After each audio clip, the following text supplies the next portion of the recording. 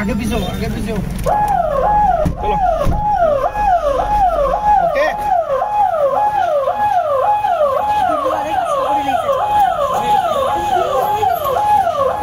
নমস্কার, উত্তর পূর্বাঞ্চলের বিশেষ কিছু সংবাদ নিয়ে নর্থ ইস্ট নিউজে আপনাদের স্বাগত জানাই। মণিভূষণ চৌধুরী।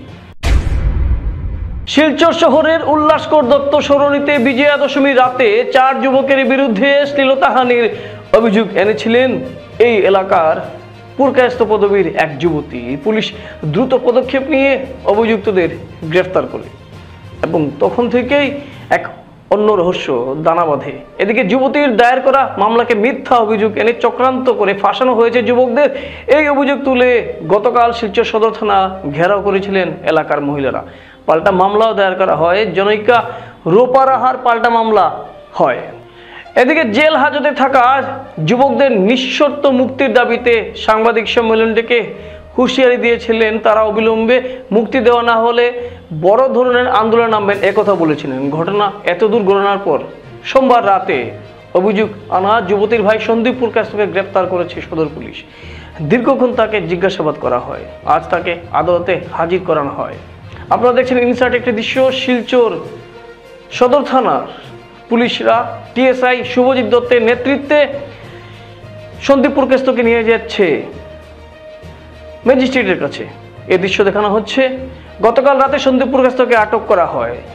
আজ সেই পুরকায়স্থ পদবীধারী যুবতীটিকেও গ্রেফতার করা হয় বলে সূত্রে প্রকাশ। বর্তমানে অনেকে বলছেন এ ঘটনা জন্য যুবতী এবং তার ভাই মিলে অনেককে ব্ল্যাকমেইল করে থাকেন। সোশ্যাল মিডিয়ায় বিভিন্ন শব্দ এই বিষয়ে দেখা যাচ্ছে। অনেকে বলছেন সঠিক তদন্ত এনে এই 4 যুবকদের নিঃশর্ত মুক্তি দেওয়া হোক।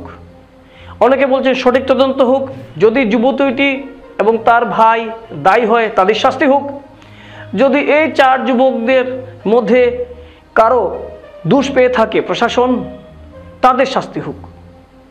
মোটের উপর জনগণ চাইছেন সঠিক তদন্ত এবং নর্থ ইস্ট নিউজ এ কামনা করছে সঠিক তদন্তক্রমে যারা উপযুক্ত দোষী তাদের শাস্তি হোক। নর্থ ইস্ট নিউজের বরাকভ্যালি ইনচার্জ সুরজিৎ চক্রবর্তীর প্রতিবেদন।